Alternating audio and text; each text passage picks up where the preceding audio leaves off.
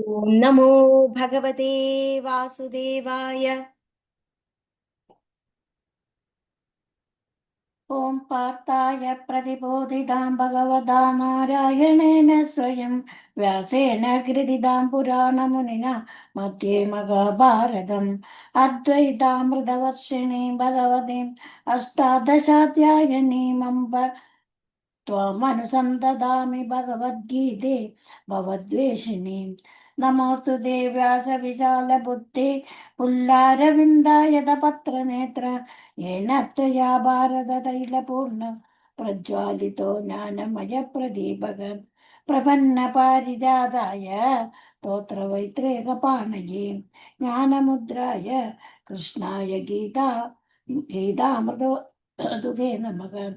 सर्वोऽपिनिषदो गावो दोक्ता गोपालनन्दनः पार्थो वत्स सुधीर्भोक्ता दुग्धं गीतामृतं मगत् वसुदेवसुतं देवं कंसचाणूरमर्दनं देवकी परमानन्दं कृष्णं वन्दे जगद्गुरुम् भीष्मद्रोणतडाजयद्रथजला गान्धारनीलोपला शल्यग्राहवधी कृपेण वहनी कर्णेन वेलाकुला अश्वत्थामभिकर्णघोरमकरा दुर्योधनावर्थिनी सोत्तीर्णा खलु पाण्डवै जननदे कैवर्तक केशवाम् पाराशर्यवजः सरोजममलं गीतार्थगन्धोत्कटं नानाख्यानककेसरं हरिकथा सम्बोधना बोधितं लोके सज्जनषट्पदैरहर हरः पेपीयमानं मुदा भूयात् भारतपङ्कजं कलिमल प्रध्वंसिन श्रेयसे मूकं करोति वाचालं पङ्गं लङ्घयते गिरिम् यत्कृपातमहं वन्दे परमानन्दमाधवं यं ब्रह्मा वरुणेन्द्ररुद्रमरुतः तुन्वन्ति दिव्यैस्तवैः वेदैः साङ्गपदक्रमोपनिषदैः गायन्ति यं सामगाः ध्यानावस्थिततच्चतेन मनसा पश्यन्ति यं योगिनो यस्यान्तं न बुधुसुरासुरगणा देवाय तस्मै नमः। हरिः ओम श्री गुरुभ्यो नमः। श्रीकृष्णाय नमः। नारायणं सुरगुरुं जगदेकनाथं भक्तप्रियं सकललोकनमस्कृतं च त्रैगुण्यवर्जितमजं विभुमाद्यमीशं वन्दे भवघ्नम् अमरासुरसिद्धवन्द्यम् नारायणं नमस्कृत्य नरं चैव नरोत्तमं देवीं सरस्वतीं व्यासं ततो जयमुदीरयेद् वसुदेवसुतं देवं कंसचाणूरमर्दनं देवकी परमानन्दं कृष्णं वन्दे जगद्गुरुं मनोजवं मारुततुल्यवेगं जितेन्द्रियं बुद्धिमतां वरिष्ठं वादात्मजं वानरयूथमुख्यं श्रीरामदूतं शिरसा नमामि। बुद्धिर्बलं यशोधैर्यं निर्भयत्वमरोगदा अजाड्यं वाक्पटुत्वं च हनुमत्स्मरणात् भवेद्। व्यासाय भवनाशाय श्रीशाय गुणराशये हृद्याय शुद्धविद्याय मध्वाय च नमो नमः। पूज्याय राघवेन्द्राय सत्यधर्मरताय च भजतां कल्पवृक्षाय नमतां कामधेनवे दुर्वादिद्वां तरवये वैष्णवेन्दीवरेन्दवे श्रीराघवेन्द्र गुरवे नमोऽत्यन्तदयाळवे।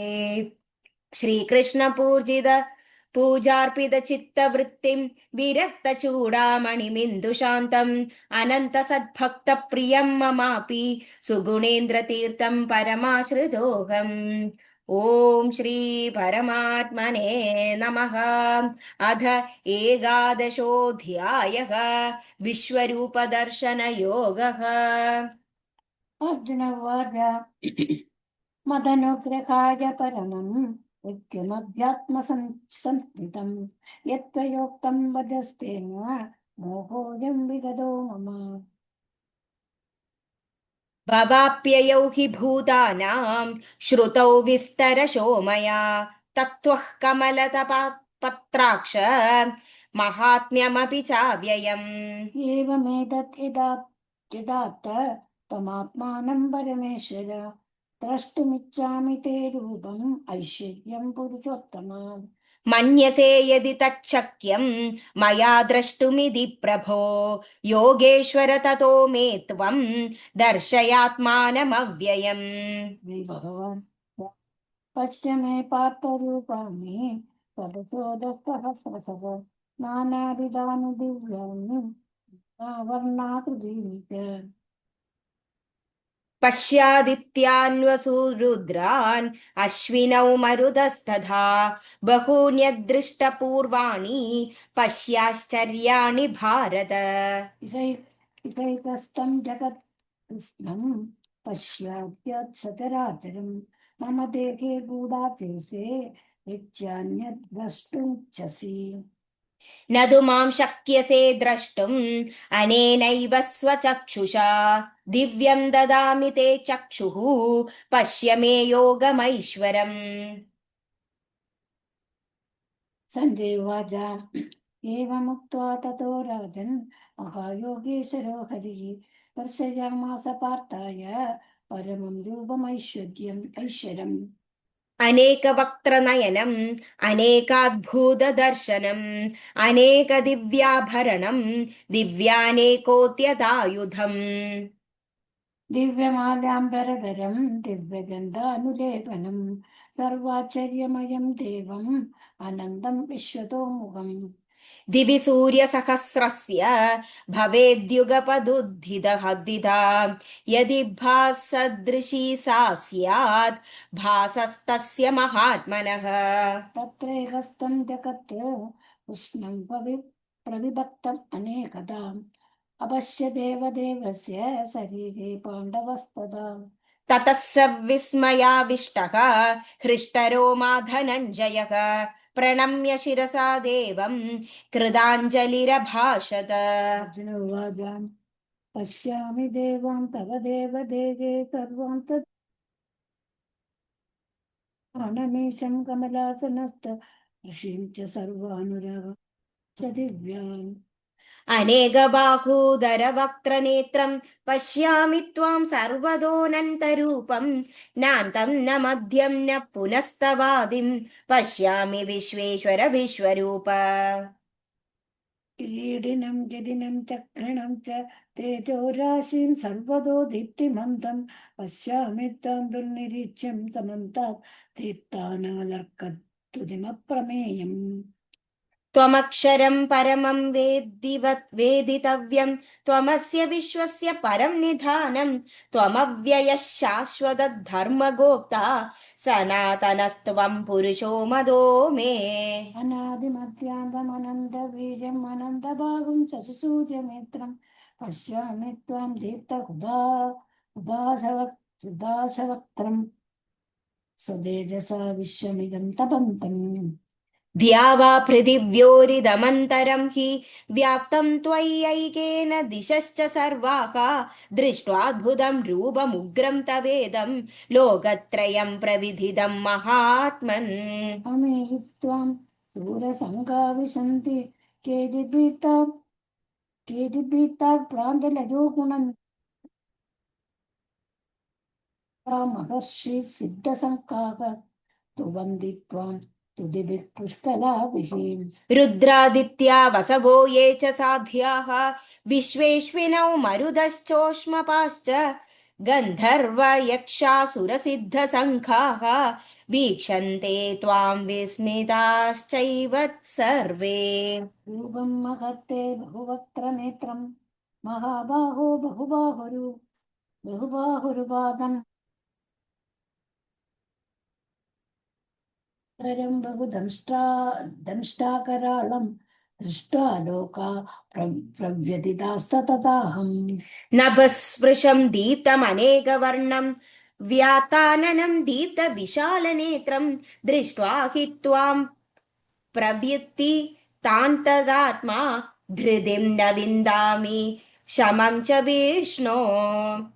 दंष्ट्राकरा दंष्ट्राकराळानि तले मुखानि दृष्टैव कालानलसन्निभाने दिशो न जाने न लभेत चर्म प्रसीद देवेश जगन्निवास अमी च त्वां धृतराष्ट्रस्य पुत्राः सर्वे सहैवावनिपालसङ्घैः भीष्मो द्रोणः सूतपुत्रस्तदासौ सहास्मदीयैरभियोधमुख्यैः वक्त्राणि ते तरमाणा विशन्ति दंष्ट्राकरालानि भयानकानि केचित् विलग्ना दशनान्तरेषु संदृश्यन्ते शून्यतैरुतमाङ्कैः यदा नदीनां बहवोऽम्बुवेगाः समुद्रमेवाभिमुखा द्रवन्ति तदा तवामि नरलोकवीराः विशन्ति वक्त्राण्यभिविज्वलन्ति यदा प्रदीप्तं ज्वलनं पतङ्का विशन्ति नाशाय समुत्तवेकाः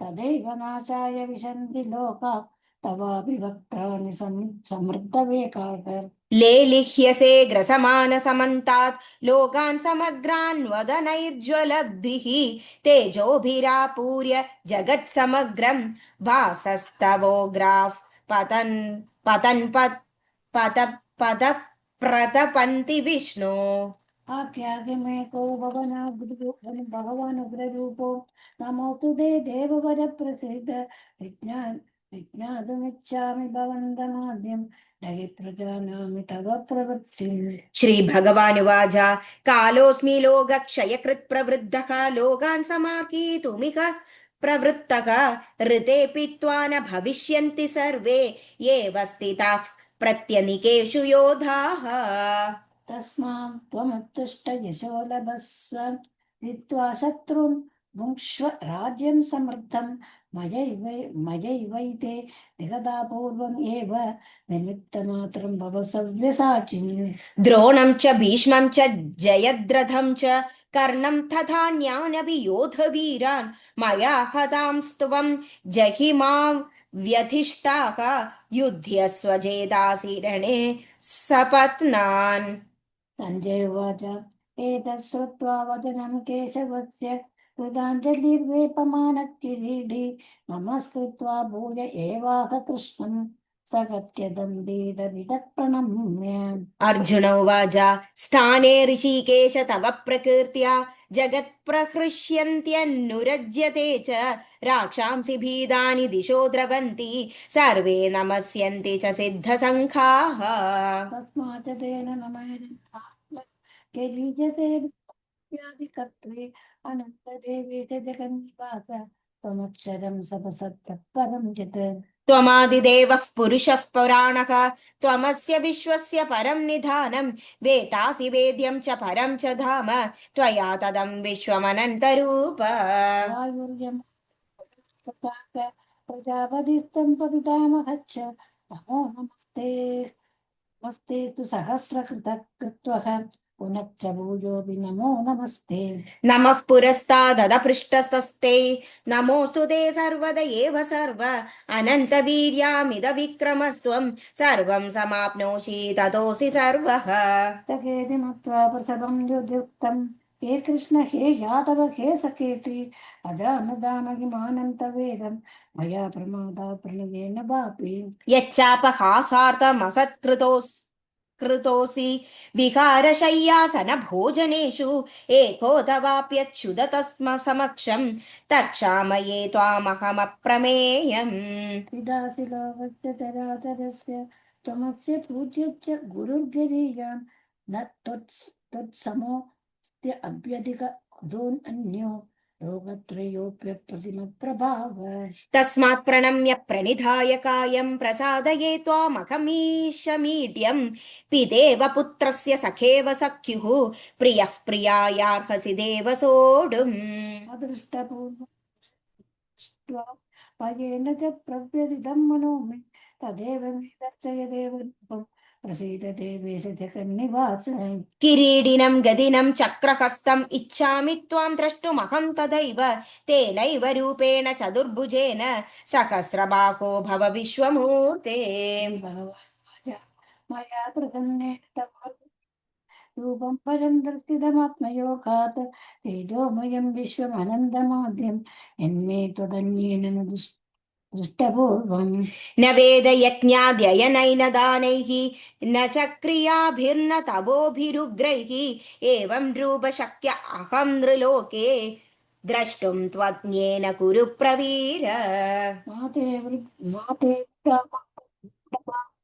दृष्ट्वा घोरमुदङ्गमुक्तम् बिभेदभिप्रीतमना पुनस्त्वं तदेव मे रूपं प्रपक्ष्य। सञ्जय उवाच इत्यर्जुनं वासुदेवस्तदोक्त्वा स्वगं रूपं दर्शयामास भूयः आश्वासयामास च भीदमेनं भूत्वा पुनः सौम्यवः पूर्वमहात्मा। अर्जुन उवाच दृष्ट दृष्ट्वेदं मानुषं रूपं तव सौम्यं जनार्दन इदानीमस्मि संवृत्तः सचेता प्रकृतिं गतः।